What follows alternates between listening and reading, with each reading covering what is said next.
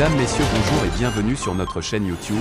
Ici nous vous donnons la clé, alors si vous êtes nouveau, abonnez-vous et cliquez sur la cloche de notification pour ne plus rien manquer. Cela fait, on peut commencer. Coopération, le département américain dénonce une campagne de désinformation du russe Prigojine en Afrique.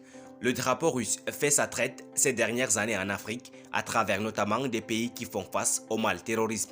A contrario, les partenaires traditionnels, la France en particulier, ont maille à partir avec une partie de la jeunesse africaine qui ne manque d'occasion pour manifester son hostilité vis-à-vis de la politique française en Afrique, surtout dans la lutte contre le terrorisme.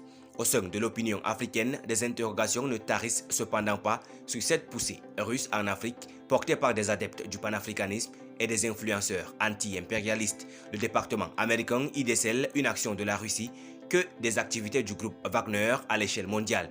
Il explique cette propagation par des acteurs panafricains qui prétendent prôner que, aux problèmes africains, des solutions africaines, mais liées au réseau d'influence de l'oligarque Evgeny Prigojine en Afrique. Evgeny Prigojine, chef du groupe Wagner et son bailleur de fonds, se reproche du Kremlin. Ce réseau s'emploie énergiquement à influencer l'opinion publique à travers le continent pour l'amener à réclamer une plus grande influence russe. La démarche d'Evgeny Prigojine est censée soutenir les idéaux panafricains tels qu'une plus grande fraternité et la collaboration entre les peuples d'origine africaine, mais elle vise en réalité à soutenir l'exploitation sans borne des ressources africaines par le groupe Wagner, notamment l'or, les diamants et le bois, affirment les États-Unis, précisant que le groupe privé Wagner, soutenu par le Kremlin, exploite l'insécurité pour étendre sa présence en Afrique, en Europe et au Moyen-Orient, ce qui constitue, selon le département américain, une menace pour la stabilité, la bonne gouvernance et le respect des droits humains. Les forces du groupe Wagner menacent la sûreté et la sécurité des populations des pays dans lesquels elles se déploient, sapant souvent les ressources des pays mêmes qu'elles sont contractuellement chargées de protéger sans contribuer à leur développement, avisent les Américains. Les États-Unis indiquent à titre d'illustration qu'en raison de ces actions, plusieurs pays et organisations dont le Canada, le Royaume-Uni et l'Union européenne ont sanctionné Evgeny Prigojine et ses sociétés.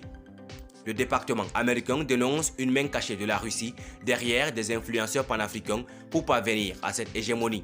Deux influenceurs sont des maillons essentiels du réseau Evgeny Prigojine, le franco-béninois Kemi Seba et la suisse-camerounaise Nathalie Yam.